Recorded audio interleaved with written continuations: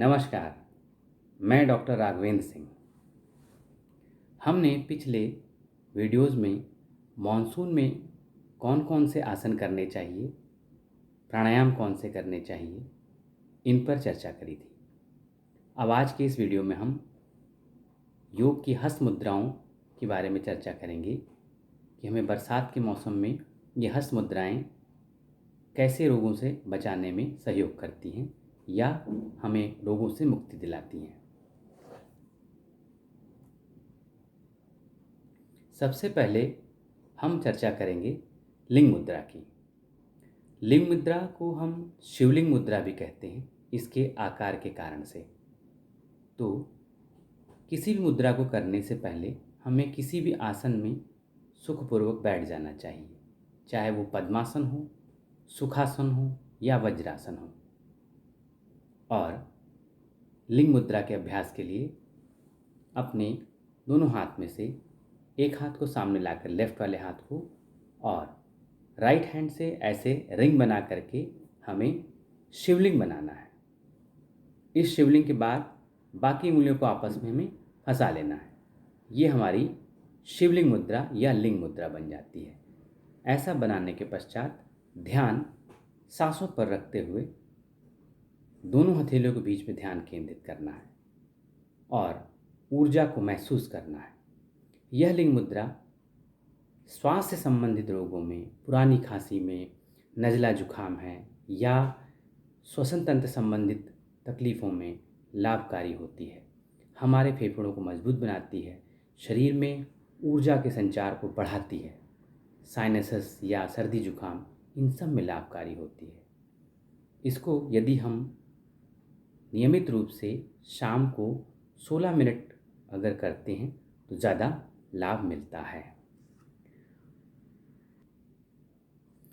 दूसरी मुद्रा है वरुण मुद्रा। वरुण मुद्रा के लिए भी हमें कैसे करना चाहिए वरुण मुद्रा? अपने अंगूठे के टिप को छोटी वाली उंगली लिटिल फिंगर के टिप से टच करना है। थंब के टिप को, अंगूठे के टिप को कनिष्का यानी कि छोटी फिंगर लिटिल फिंगर से टच करना है। बाकी 3 उंगलियां सीधे रखनी है। इस प्रकार से बना करके हम अपने घुटनों पर कलाइयों को रख लेते हैं। इस वरुण मुद्रा के फायदे क्या होते हैं? वरुण मुद्रा बेसिकली हमारे शरीर में उपस्थित जो जल तत्व है उसको नियंत्रित करती है। शरीर में कहीं भी सूजन या पानी का रुकाव या असंतुलन होता है उसको ठीक करती है। जैसे डिहाइड्रेशन की स्थिति हो या प्लूरिसी हो या कहीं सूजन भर जाए या फिर साइनसेस की प्रॉब्लम हो, ख़ास तौर पे जो नाक बहने लगती है, रनिंग नोज़ होती है, या फिर हमारे लंग्स को मजबूत बनाने में ये मदद करती है। फेफड़ों में हमारे जो है वो जब कफ जमा हो जाता है उसको निकालने में भी मदद करती है। जो ख़ास तौर पे नाड़ी तंत्र से संबंधित वीकनेस होती है, पेन होता है, न्यूरैल्जिया होता है या आंतों में सूजन होती है, उसमें भी वरुण मुद्रा बहुत लाभकारी है। और ये समय दिन में सुबह या शाम को दोनों समय आपको कम से कम 24 मिनट करनी चाहिए। तीसरी मुद्रा प्राण मुद्रा। मानसून में प्राण मुद्रा का महत्व और ज़्यादा बढ़ जाता है। इस मुद्रा को कैसे लगाया जाए? अपनी लिटिल फिंगर और रिंग फिंगर को अंगूठे के टिप से टच करेंगे, बाकी दोनों उंगलियों को सीधा रखेंगे। इस प्रकार से यह प्राण मुद्रा बनती है। यह प्राण मुद्रा हमारे इम्यून सिस्टम को स्ट्रांग करती है, जो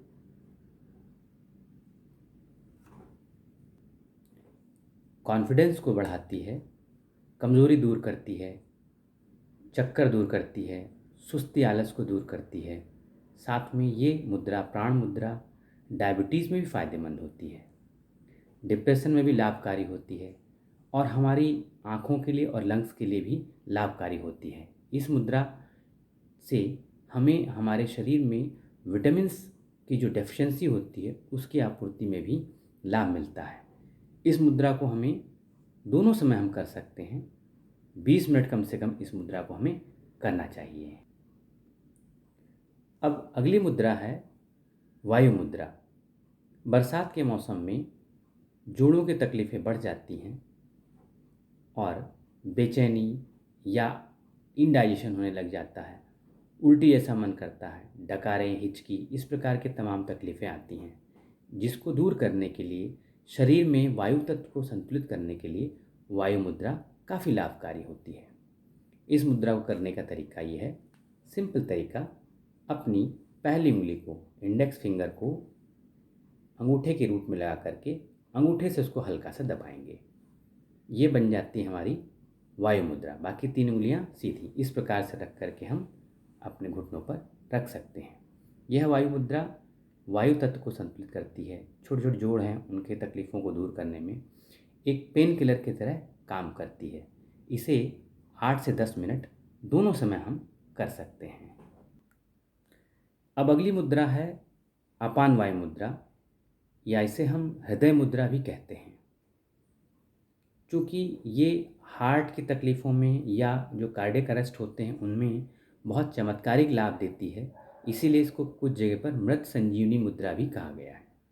क्योंकि जैसा इसका नाम है अपान वायु मुद्रा, ये 2 मुद्राओं से मिलकर बनी होती है, अपान मुद्रा और वायु मुद्रा, इसलिए इसको हम अपान वायु मुद्रा कहते हैं। यह मुद्रा बहुत लाभकारी होती है, ख़ास तौर पे हमारे डाइजेशन में गैसेस बनती हैं, एसिडिटी होती हैं, या हेडेक होता है, माइग्रेन होता है, इन सब में ये बहुत अच्छा रोल प्ले करती है।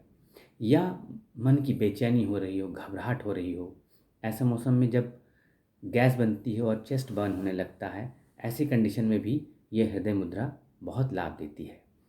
ख़ास तौर पे ब्लड प्रेशर, चाहे वो हाइपरटेंशन हो चाहे हाइपोटेंशन हो, दोनों स्थितियों में ये हृदय मुद्रा लाभकारी होती है और हार्ट के लिए तो अमृत के समान होती है। लगाएंगे कैसे इसको?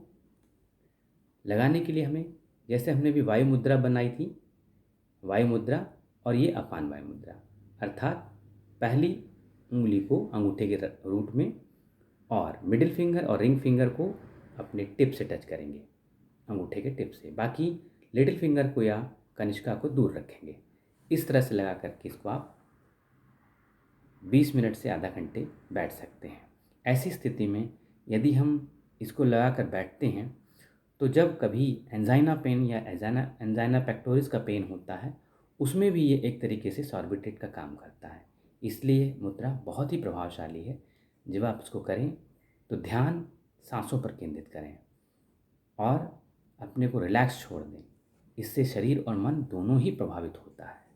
तो ये हमने आज मुद्राओं के बारे में समझा कि किस तरीके से मुद्राएं हमारे शरीर के, मन के स्वास्थ्य को प्रभावित करती हैं इस बरसात के मौसम में। तो अब अगली चर्चा के लिए हम फिर उपस्थित होंगे। तब तक के लिए धन्यवाद।